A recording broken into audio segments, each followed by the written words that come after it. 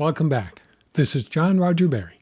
Today I'll be reading my latest blog post from my website, Explorations in Contemporary Spirituality, at johnrogerberry.com, which I hope you'll find inspiring in your own spiritual life. But first, let's invoke spiritual blessings, that all beings may be filled with divine love, light, peace, and joy. Okay, now on to our reading. Realizing God. Some people glibly talk about realizing God, about spiritual enlightenment. Hucksters sell dubious how-to courses on achieving illumination.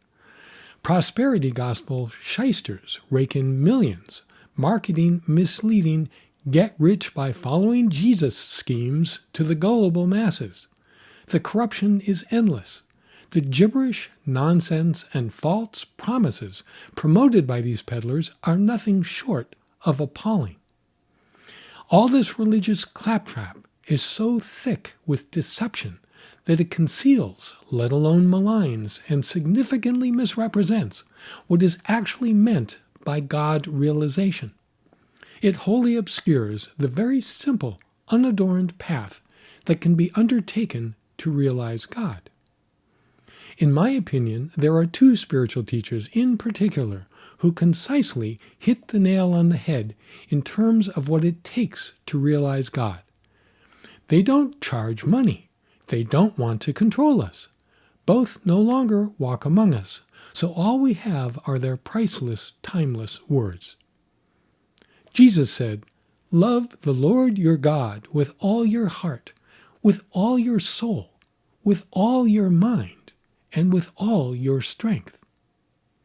The Hindu saint Ramakrishna said, "As a true wife loves her husband, and the miser his hoarded wealth, so must the devotee love God with all their heart and soul." That's it.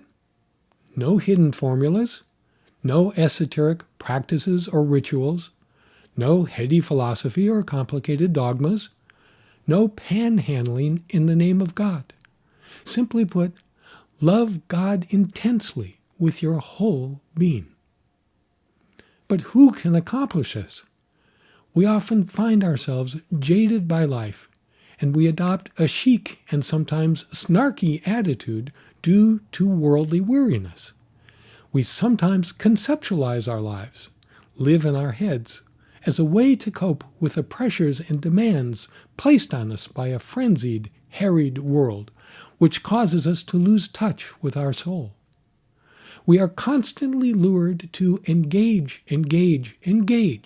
by the digital framework that now encases us all. We buy into the reality of objective existence. We fortify our ego at every turn. Society reinforces the superficial definitions of who we are and what roles we are to play. But none of this will do if we are to realize God. We must strip ourselves of the layers of duality that have amassed around our souls. We must dismantle our egos. We must divest ourselves of our personas, our adult mindsets. We are not here to pander to commercial interests or to fall prey to hyper-consumerism. We need to resist these temptations. We must burrow inside ourselves and reawaken our long-lost sense of wonder and awe, of childlike innocence, minus the years of accumulated traits that latch onto our adult personalities like barnacles and end up fossilizing our soul. Once we find our lost spiritual self, that is half the battle. We are then in a far more advantageous position to focus on God alone, and inwardly yearn for God at all times, even if we are engaged in outer activities. This is because we will have shed all the false components within us that prevent us from getting in touch with our soul. The thicket of illusion has been pruned, and we can now clearly see our spiritual path ahead. We will unmistakably realize that our true home is with God, not the ephemeral things of this world. Our soul is the gateway to realizing God. The unencumbered soul can yearn for God with an intensity and a single-minded focus we cannot now imagine.